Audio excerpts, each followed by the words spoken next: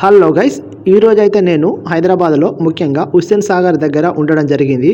So మనం ఇప్పుడు ఈ హుస్సేన్ సాగర్ దగ్గర ఏం చేస్తున్నామంటే, ఈ హుస్సేన్ సాగర్లో ఏదైతే డస్ట్ పార్టికల్స్ ఉన్నాయో వీటిని ఒక వెహికల్ సహాయంతో తీసివేయడం అయితే జరుగుతుంది. ఇది మనకు ముఖ్యంగా రీసెంట్గానే స్టార్ట్ చేయడం జరిగింది రేవంత్ రెడ్డి గవర్నమెంట్ హయాంలోనే.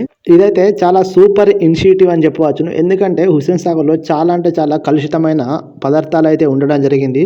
సో ఈ అన్నింటిని కూడా వేరు చేసే ప్రక్రియ అని చెప్పవచ్చును.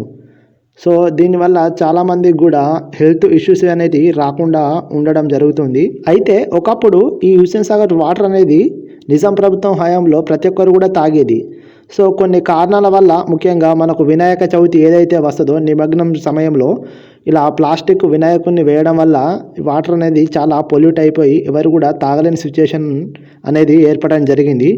దానికి ముఖ్యంగా మన ఇంటి యొక్క వాటర్ కూడా ఇక్కడికి వచ్చి ఈ వాటర్ అనేది తాగకుండా పనికి రాకుండా పోయింది. సో ఇప్పుడైతే ఈ వాటర్ని కూడా మొత్తం శుభ్రం చేయడం జరుగుతుంది. సో ఇదైతే చాలా గొప్ప ప్రయత్నం అని మనమైతే చెప్పవచ్చును. గాయస్, ఈ వీడియో పైన మీరేమనుకుంటున్నారో కామెంట్ చేయగలరని నేనైతే కోరుకుంటున్నాను. Thank you for watching.